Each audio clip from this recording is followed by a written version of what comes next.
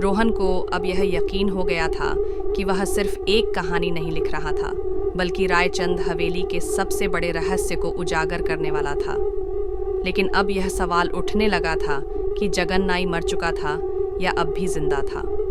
जिस अज्ञात संदेश ने उसकी कंप्यूटर स्क्रीन पर चमककर उसे चेतावनी दी थी, उसने रोहन के भीतर और अधिक जिज्ञासा जगा दी। अगर जगन मर चुका है तो यह मैसेज किसने भेजा? रोहन ने तय किया कि वह एक बार फिर हवेली जाएगा, इस बार पूरी तैयारी के साथ। उसने अपने एक दोस्त अर्जुन को भी साथ ले लिया, जो पैरानॉर्मल स्टडीज़ में रुचि रखता था। रात के ठीक 12 बजे दोनों रायचंद हवेली पहुंचे। हवेली के दरवाजे पर कदम रखते ही अजीब सी ठंडक महसूस हुई और हवा में अजीब सरसराहट होने लगी। जैसे ही वे अंदर गए, उन्होंने सुना कि हवेली के अंदर कहीं से हल्की हल्की चीखने की आवाज़ें आ रही थीं। हमें न्याय दिलाओ।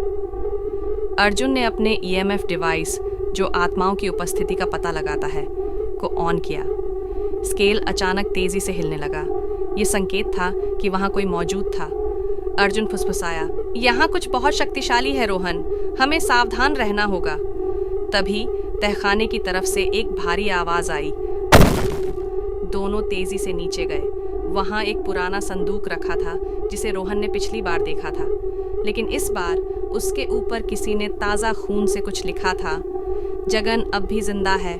रोहन और अर्जुन एक दूसरे की ओर देखने ही वाले थे कि अचानक किसी ने पीछे से अर्जुन को खींच लिया। अंधेरे में एक परछाई थी, वही लंबा सफ़ेद कपड़ों में आदमी। क्या यह रायचंद बाबू की आत्मा थी या खुद जगन?